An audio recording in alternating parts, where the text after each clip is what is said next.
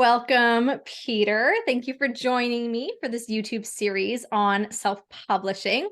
I do have your official bio below, but would you mind telling us a bit about yourself in your own words?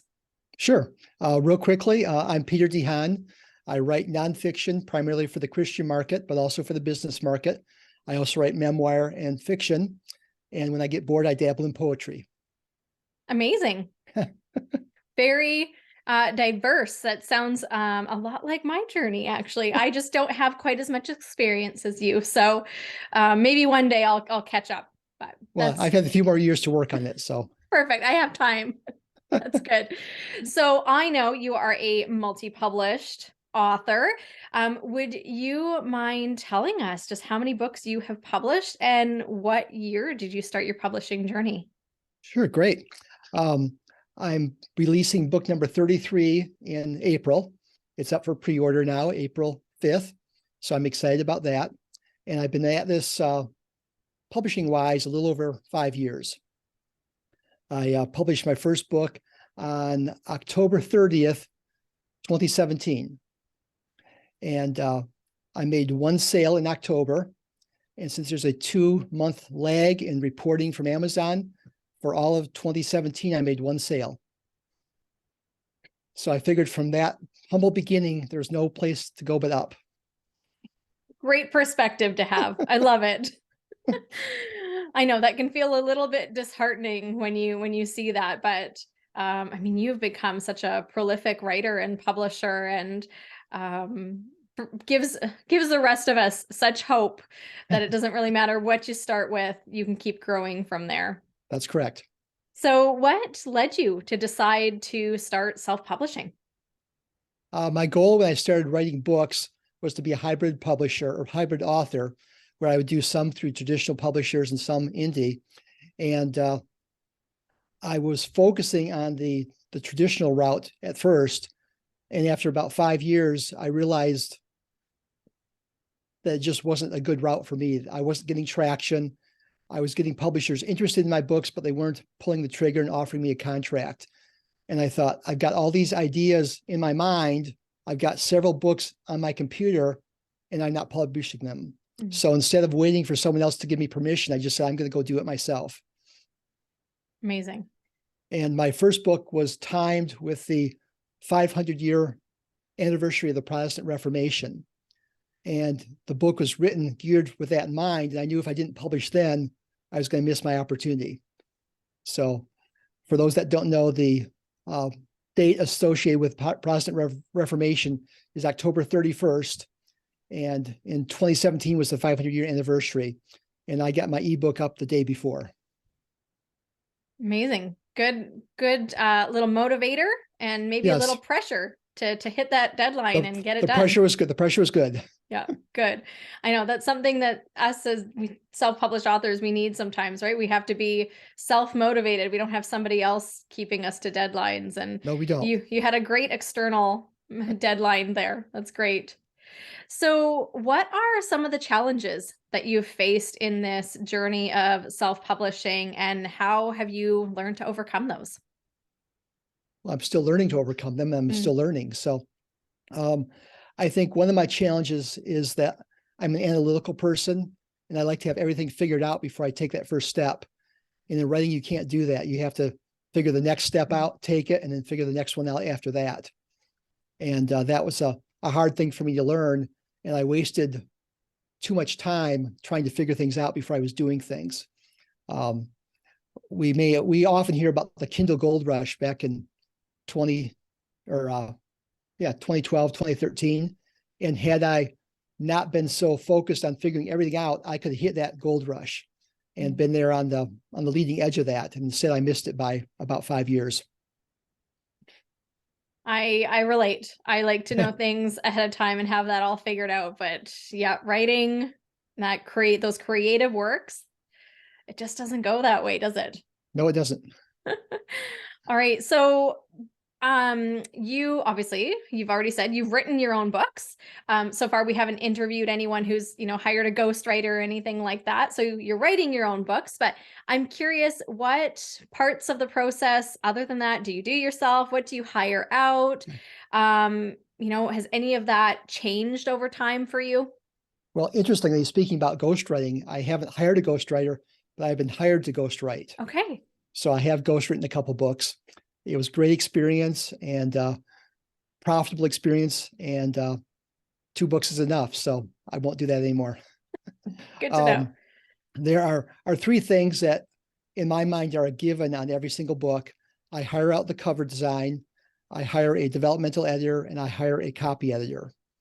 And I don't have the ability to do a cover, and I don't think that the AI is going to be there soon enough to do covers for me. So I'm going to continue to hire cover designers. I've been fortunate that the same copy editor has edited every single book I've done. And so we have a really good relationship and a working relationship. And I really value her input and how she cares about my books almost as much as I do. And that's really wonderful. The developmental editors, I've gone through several of them, just trying to find one that clicks. And I finally found one that we work really well together. So hopefully she'll be able to continue doing my developmental editing for a long time to come. Amazing. Along the way, I've hired multiple people to do blurbs for me, or book descriptions, and I can never get a quantifiable profit from their work. And in fact, one, I knew it wasn't a good description, but they told me it was. And I put it online, and statistically, my clicks per sale doubled with their great book description. So I took it off and put mine back on, and things rebounded. So, but I've never found that any of the cover or any of the descriptions I've hired out have done a substantially better job than something I've done myself. So that's not to mean that door's shut. It just means I haven't had good success there. Yeah. And I've hired a lot of people to do marketing for me, various aspects of marketing. Like most writers, I just want to write. I don't really even like to publish, but I have to if it's going to get out there. And I certainly don't like to market. And so I tried various means of outsourcing that. I've hired a publicist. I've hired a book marketing expert. I've hired someone to do my ads for me. I've hired a social media person. 4 or 5 different things I've hired, and each one of them was a complete waste of money. And I've churned through close to $30,000 trying to find someone who can market my books for me. And the only thing that wasn't a total waste of money was the Amazon ads. Then I only lost half my money, not all of it. So I realized that I had 2 choices, either do it myself or just not market. And so now I'm doing the marketing myself. And I made a list of all the possible things I could do for marketing, all the things that traditional publishers were suggesting, all the things indie publishers were suggesting, all the things that seemed like a good idea for myself. And I made a list, and I divided it into 3 categories. There's a list of things that I absolutely positively would not do, the non-negotiables. There's a list of things that sounded interesting that I could see myself doing that I might even enjoy. That was my A list. And then there was the list of things that I was willing to do if need be. And so I've gone forward with that objective as mind. And a lot of the things on my non-negotiable list are things that everyone says you have to do. But I've figured out a way to do it without doing those things. So I'm excited about that. And I may not be making as much money as quickly as other people that are doing those things, but at least I'm happy about it. Yeah, I think it's so important to filter all of the advice out there into what's going to work for you, because it's not going to work for you if you're not going to do it. Right. And so there's no point in putting all this pressure on yourself or putting these systems in place that you're like, I hate that. I'm not going to do it. It does not feel like me. Right. It's not in my wheelhouse. So yeah, I'm a big fan of people figuring out what's working for them and doing those things, right? Put your time and attention in what's working, double down if you have to. Let go of that time and that pressure on those things that just are not you. Yeah, I relate to that a lot. And I think, that would take off so much pressure for people on the self-publishing journey for sure. That was really helpful. Thank you. So you probably learned a lot in this journey. You've touched on some of that already, but are there any key lessons that really stand out to you in this process? Well, one key lesson is not to overanalyze things, which I touched on. Another thing is to be continually learning.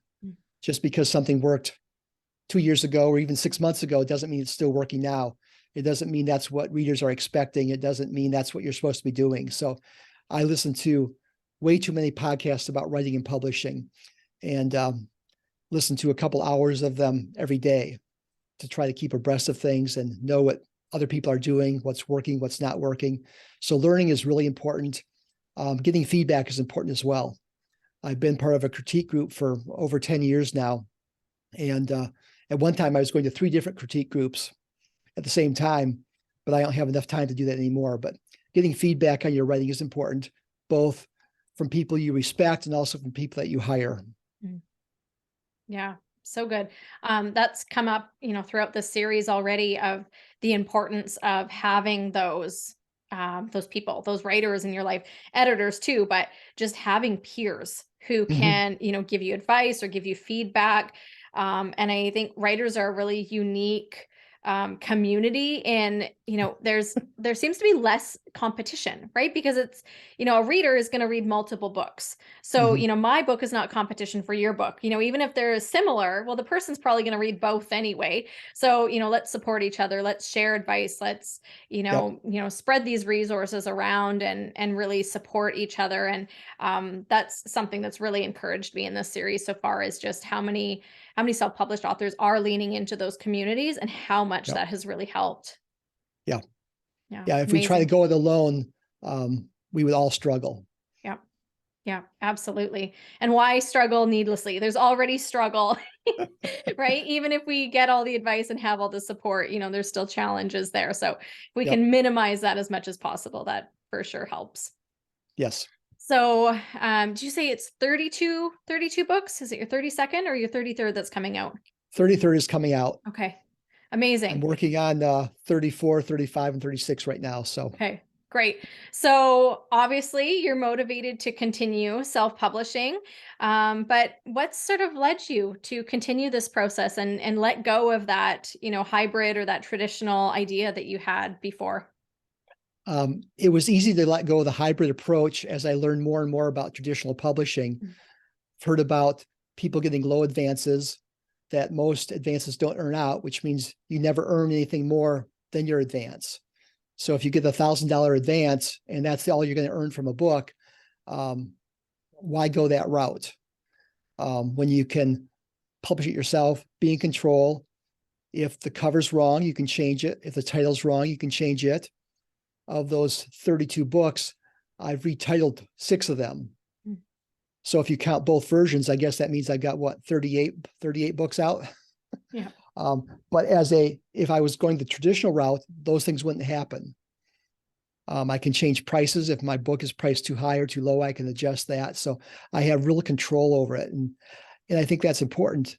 My financial future with my books is in my hands. It's not in the hands of a publisher, where I'm one of hundreds of authors and may not be getting much attention.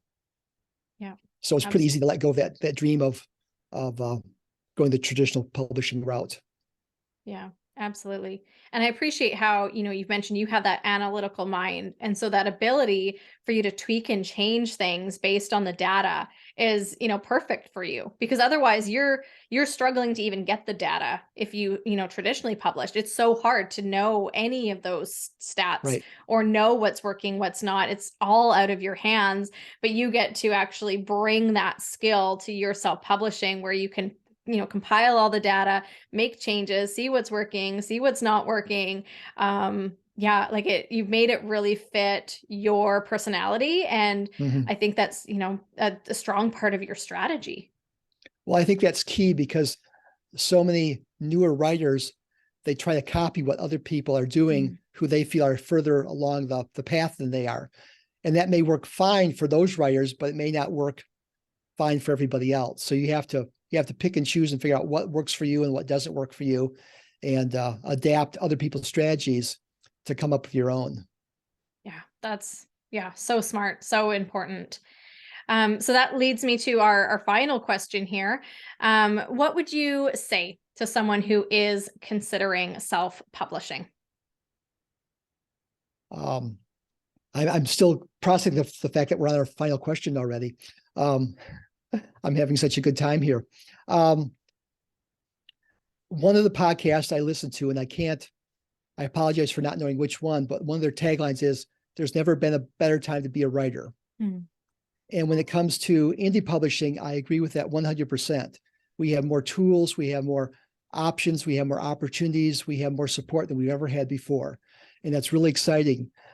But conversely, I would say it's probably never been harder to be a traditionally published writer because you have more competition and they are in a mode where they're risk adverse, where they're not going to take chances on a new writer or a book that's interesting but kind of out there. They're going to want to go with something that they think is going to sell. And when you think about it, 20, 30 years ago, the process was you printed out your manuscript, you put it in an envelope with a self-addressed return envelope, you sent it in the mail, and you waited. And if you wanted to query a second person, you printed out a second copy and went through all that process again.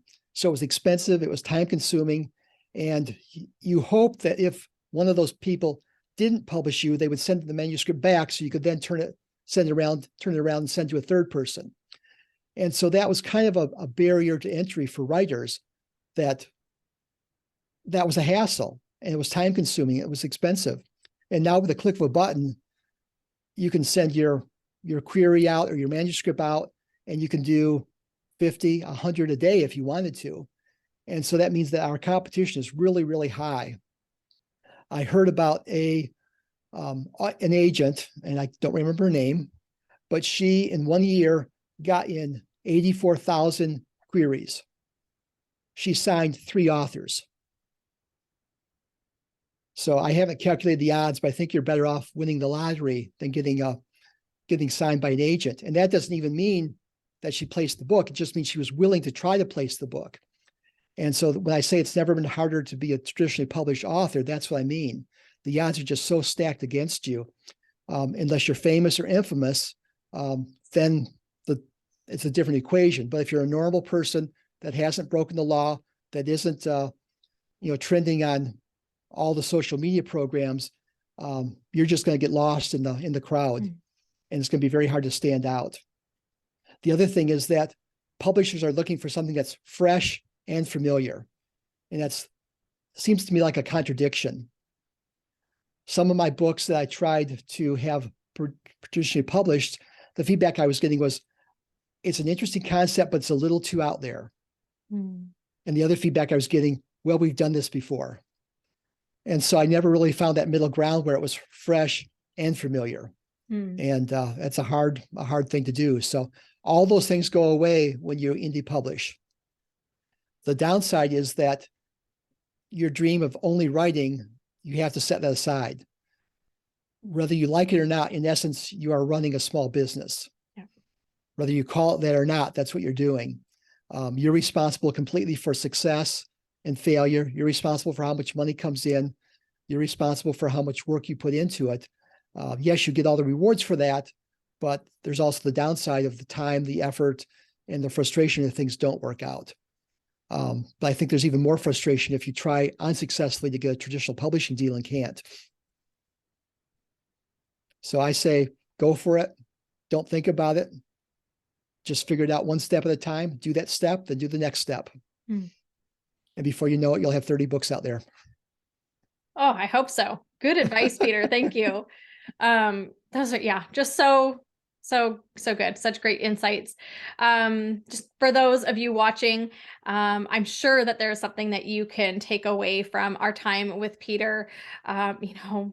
Over 30 books published. He's definitely learned some lessons along the way. So I'd love for you to leave a comment below with what you're taking away from this conversation, and be sure to check out all of Peter's books. We'll link those through his website below as well. But just, like Peter said, just one step at a time. Take something from this conversation or one of the other conversations in this series and let it lead you to your next step, and try not to get too overwhelmed with all of the things to come. So thank you, Peter, again, for joining me here. I know that people are going to get a lot out of this.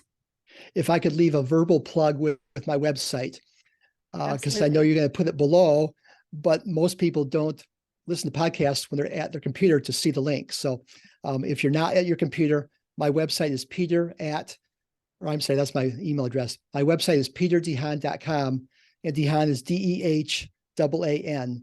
And everything that you need to know about me is there. Perfect. Thanks so much, Peter. And thank you all for joining us for this YouTube series on self-publishing. Take care, everyone. Thank you.